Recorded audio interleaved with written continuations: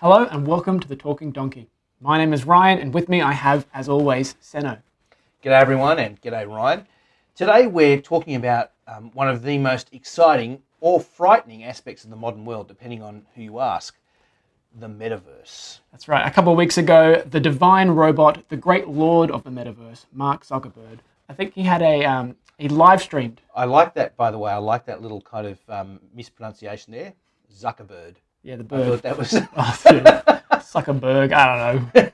He's the lord of all. Yeah, Yes. He has many different names. Yes, he does. The divine robot. The great lizard. Yep.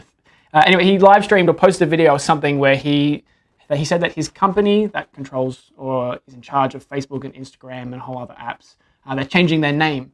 They're changing it to Meta, whatever that means. I just threw up a little bit. Yeah, and he's invited all of us into this new and emerging thing, as you mentioned, called the metaverse. Yeah. And there's this great moment in the video that we watched where he actually interacts with an avatar of himself. And you're left asking the question, which one is the artificial intelligence? Which one's the human being? He's always, that's the whole thing, the whole joke with Mark is. And I think he actually makes that joke in the video. He about talks I'm with a normal robot. The robot. Yes. Yeah, because there's an actual robot in the video. Yeah. So at least he's aware. So it's a very meta joke. Yes, meta. Yeah, and so the obvious question is, what actually is the metaverse? Yeah, good question. Because it's pretty hard to pin down. Like the live stream itself it showed us bits and pieces, but didn't really give a very clear answer. No, especially for an old guy like me. I'm still getting used to kind of, I don't know, still toothbrushes. Yeah, Facebook. Face what? Yeah. And so, in my brain, I've got things like what Fortnite's done with the concerts. So there's Marshmello did a concert years and years ago, but more recently, Travis Scott did a concert in Fortnite. Sorry, I've never been in Fortnite. Have you been in Fortnite as a game? Oh yeah, I have. Okay. And so usually you're meant to shoot and kill each other, but there was a particular thing where no one could die, or if you died, you came straight back down, or something like that. But Travis Scott performed, and there was live music, and he was doing it live. Right.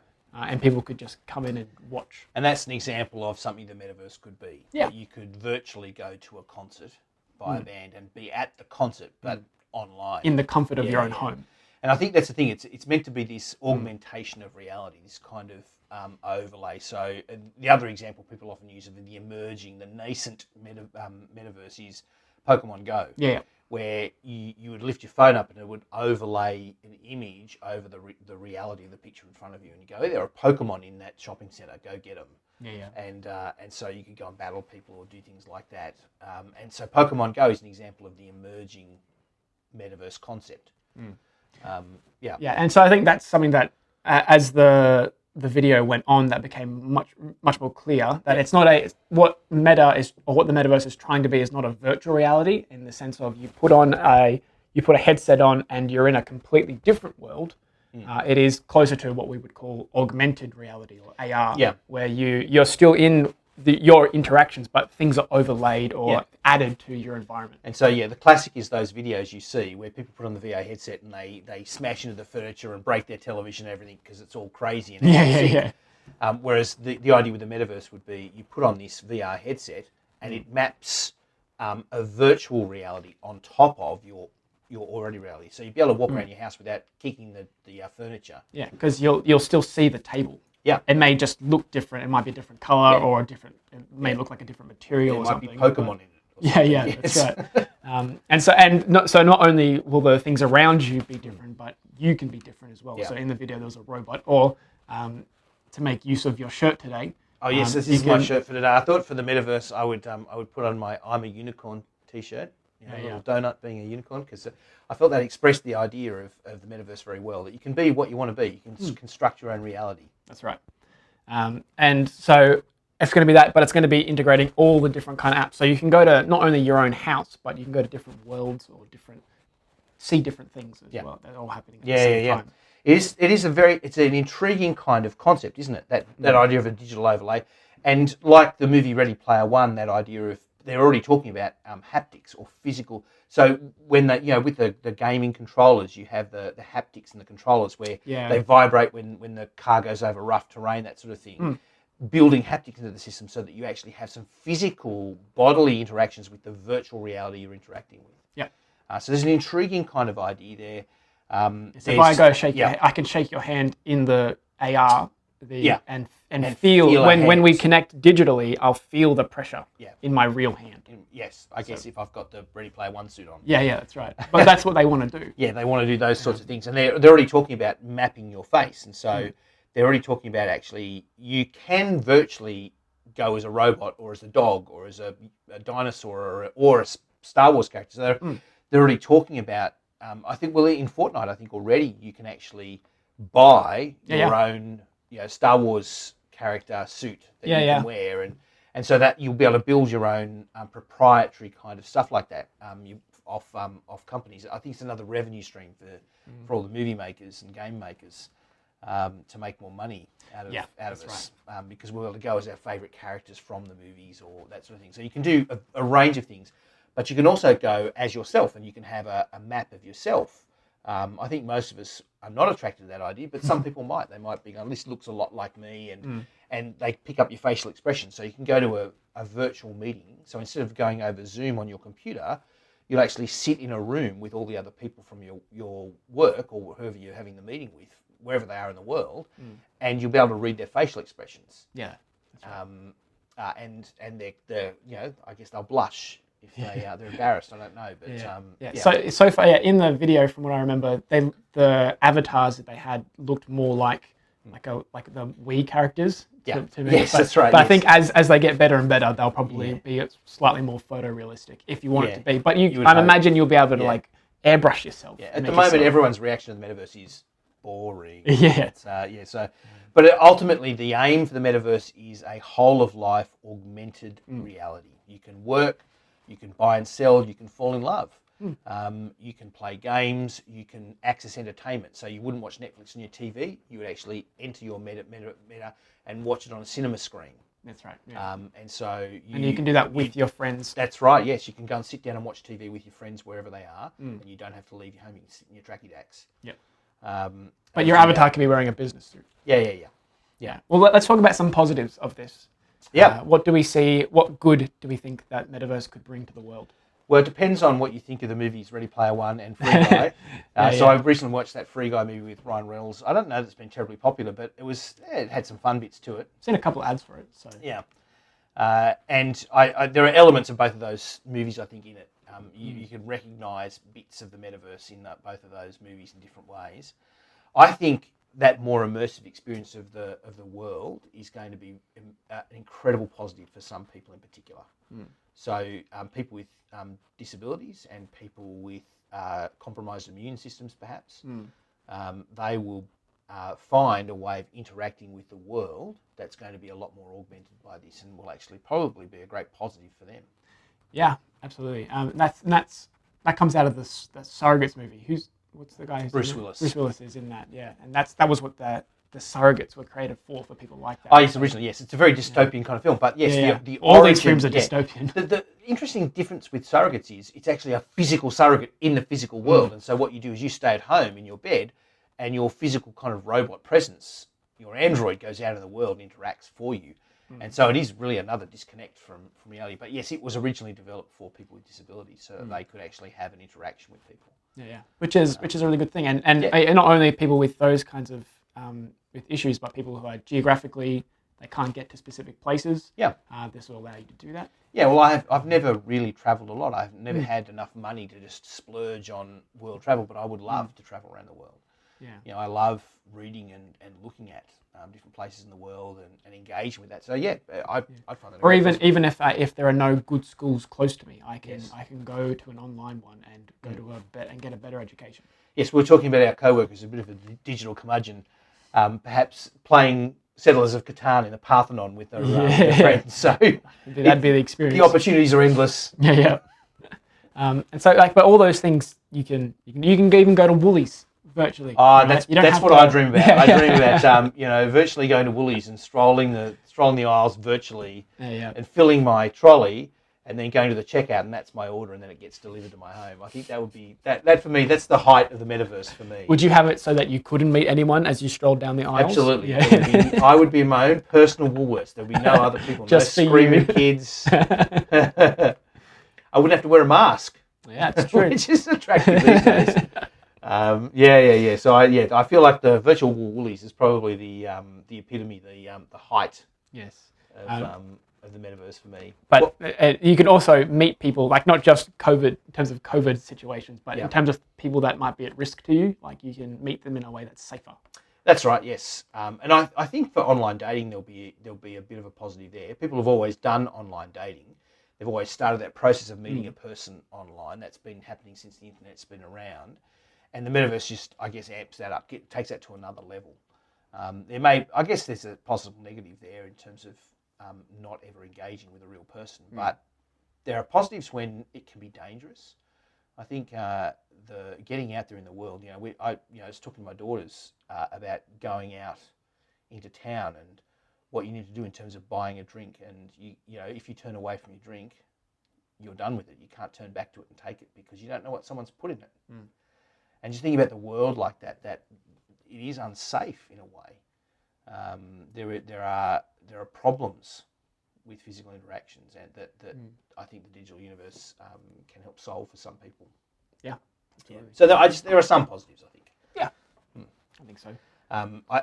Blockchain and cryptocurrencies are becoming a bit of a thing now. They're really properly becoming a thing, and they will, I think, come into their own in the metaverse. So, like you can get virtual currency. So I there's a coffee shop I go to on Sunday mornings, and I've got an app for the coffee shop, and I can make an order, and I can pay for it if I can give them some money, and then I can use that money basically in the app. Yeah. And so I basically put money into that system, and the metaverse is a bit like that. If you actually get cryptocurrencies, then they're in the system, and you can then use them much more easily than you can use general currency. And it's safer actually than credit cards. Blockchains actually are very, very secure technology. Yeah, right. Okay, well, let's talk about the negatives, because one of the things that you and I agree on in terms of, or at least some concerns that we might have, is the nature of who we really are. What is it that makes me me? And what does my physical part of me have to play in that? Yeah, it just raises, the whole metaverse thing raises questions about personhood. What is a person? And what does it mean to be a person? And this is something that we've been struggling with, I think, for the last few decades as a culture. We've been struggling with this idea: what am I as a person, and what relationship does my inner sense of me, if you like, my spiritual sense of me, my personal, have to my physical personhood, my body? And that's been an issue more increasingly in the last few decades, and it's just going to be exacerbated, I think, by the metaverse. Yep. Yeah. Because I think we're both on the opinion that the physical side of ourselves is really important, and actually does, in some way, help us figure out who we are. Yeah. But at least my concerns with the metaverse is that we're making our sense of self completely psychological. Yeah. And so that we can say I am a robot, so at some point what I'm afraid to see is that my avatar is the real me, not me. Well, we see it as net negative, don't we? When people get immersed in any kind of thing where it absorbs their life, and to the cost of real human interactions. Young boys who get so involved in the gaming world that they just turn to this pasty-faced kind of personhood that is unable to interact with other people. And we see that as a negative thing, as a bad thing. They need to get into the world and learn how to be with real people. And it seems like the metaverse has a great potential to make that just much, much worse for everyone. I guess social media has done that for, it used to be just boys with gaming. Now it's men and women with social media and social gaming. Yep. And that just has the potential to get a whole lot worse. So it doesn't necessarily have to happen that way, but it seems to me that it's almost inevitable that for a lot of people it will happen that way. Yeah. And like in my head, the example I've got is in that Surrogates movie, Bruce Willis's wife. She's her surrogate, her her robot person is beautiful and has no blemishes on her, yet the real one looks the same but has, I think she was in a car accident or something like that, and so she was all cut up. Well, I think they'd lost their child. Yeah, as well. And so it was in part that of an same escape accident. from the pain and the grief was to live in these digital bodies as well. Yes. But Bruce Willis's character was upset because the surrogate, for him, it wasn't her. That's exactly, well, it isn't. And we would say it isn't her. Yeah, it both isn't it? Yeah. This is the hard thing. We're talking about this with the phone call. You know, when you're talking to someone on the phone, is it really you? Is that a real thing in the real world? It's just digital bits flowing back and forth. And it kind of both isn't you, is it? You know, face to face, physical contact is always better, is always what we were built for as human beings. But these things can be useful as long as they don't take over. But yeah, it just raises the question of what is a person. And I think for us, we're Christian people. We believe that people are both body and spirit together. We have whatever you want to call it, whether you call it a soul or a spirit, but we have a sense of personhood that is not material. It's just it's who we are. It's the meanness of me, but that is wrapped up in a body. It's not separable from that body. And so I am who I am in this meat sack, as we call it. Yep. So. And that's an immensely difficult thing in the modern world. We're really struggling with that idea of who we are, and I think the metaverse is just going to make that whole issue a little bit worse, or a lot worse. We'll see. Yeah, well, we'll know in time. But that's not the only bad thing, is it? Because what do we know about tech, Ryan? We know that people will use it for evil. As well as good. But... Yes, we split the atom, we make atom bombs, not just nuclear power. Nuclear power is the best, safest form of power ever. But then we have nuclear weapons. Yeah, that's yeah. And I think that's true of every tech we've invented. It has invariably, and we've seen this with the rise of the internet. You know, we see the internet as a net good, and yet something like 90 to 95% of the internet is porn, and some of the most awful and destructive porn. Not to mention different kinds of exploitation of people, and all sorts of different ways to rip people off. Yeah. And so we use the internet for evil, even as it is a great good thing. Yeah, it's the more powerful the creation is, the more powerful or more influential it could be, or more destructive it could be for us. Yeah, and so that the metaverse does seem pretty influential. If you don't think they're going to be metaverse brothels, you are kidding yourself.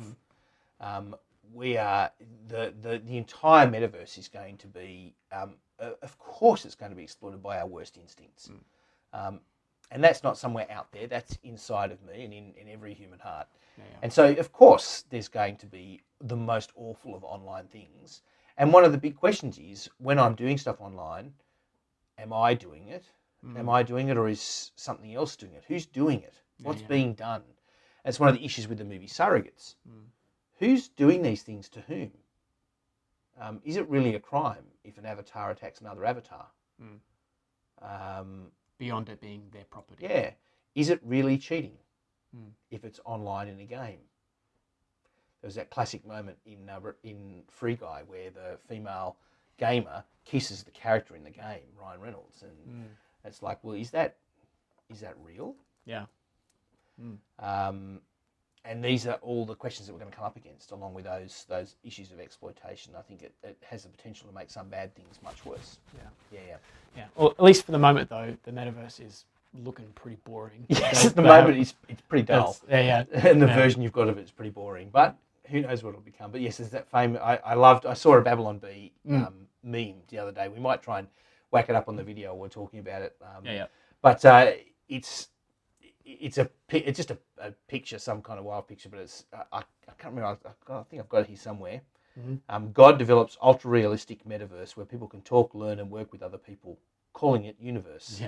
It's like, and I think this is one of the things we're tempted to forget. We look at this thing as if it's the real thing, but it's not the real thing. It's a facsimile. It's a something that falls far short, and the real thing, real people are always way better.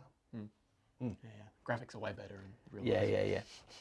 So with us, I think there's some questions we wanted to kind of end up with. We've probably gone a bit long already, but some of these questions we've already posed. Are the things you do as your avatar things that you do? So what are the legalities going to be about that? Yeah. And what do we do with that separation between our real self and our online self? Will the metaverse end up blurring that so much that we can't tell the difference, and what happens to that legally? Is one question. Yep. Another one is things like the social credit scores. Yes. Yeah. Will we have our own personal ratings, and how will that stop us or aid us in any particular Well, way? I can own. Of course we're going to. These things are owned by big corporations. Those big corporations at the moment are invested in worldviews, and that's the last 5 years that has really come out quite strongly. And do you think you will be able to participate in Mark Zuckerberg's version of the metaverse if you have views that Mark doesn't like? There's absolutely no way. You already can't with Facebook. Yeah. So You're already excluded. excluded. With this? Of course you're not going to. You're going to have to conform. And so social credit is going to be a massive factor in the metaverse. Of course it is, yeah. I think you're right. Yeah. Whether it's seen as a literal score, or even if you won't be able to create certain things or be part of certain things because of what you've done or what you've said. Yeah. And there's this, in the movie Surrogates, there's this, the issue in that movie is someone has discovered how to kill the real person behind the surrogate through the surrogate. Yeah. And that's a metaphor, I think, that relates to the fact that it's not just us investing in that.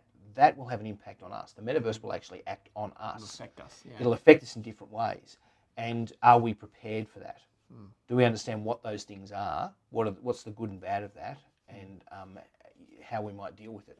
And I'm not sure we really do understand that. I think the bad things we're just going to kind of discover and blunder into, and we'll see some really awful stuff before, we hopefully get a handle on it. Yeah. The other thing is, are we into the Matrix? Like there was that picture of Zuckerberg or Zuckerberg walking down with all the people on the VR screens. Oh yes, we read an article and it was that was a frightening picture where everyone had the big VR goggles on, and he's just walking down and nobody sees him, but do they see him in their VR goggles? And it was just like, oh, that was creepy. Yeah. The moment he suggests that you can use your body temperature to create energy, that's the moment I'm out. Yeah. That's your red pill moment. That's right. I think for most of us though, I think the vast majority of us are blue pill people. Yeah. I think if we were given the choice, we'd take the blue pill and just re-enter the matrix. We'd just basically hunker down and we enjoy the good things we get for being used. Because that's the thing, isn't it? That's the thing with social media at the moment, and will definitely be true of the metaverse, that we think it's free, but it's not free. You are the product, you're being sold. Yeah. And that's going to be even more true in the metaverse. Anyhow, that's where we've got to. Thanks for joining us for our conversation today of the ins and outs of the metaverse. As you can see, it's all very up in the air at the moment, a bit meta. But these things will kind of come into play over the next few years or decades, and it will become more and more a part of our lives for good and for ill. It's worth being aware. Thanks for joining us. If you've got other questions like this, other big issues of cultural significance you'd love us to cover, drop us a message and we'll give it a go. Until next time, we'll see you later.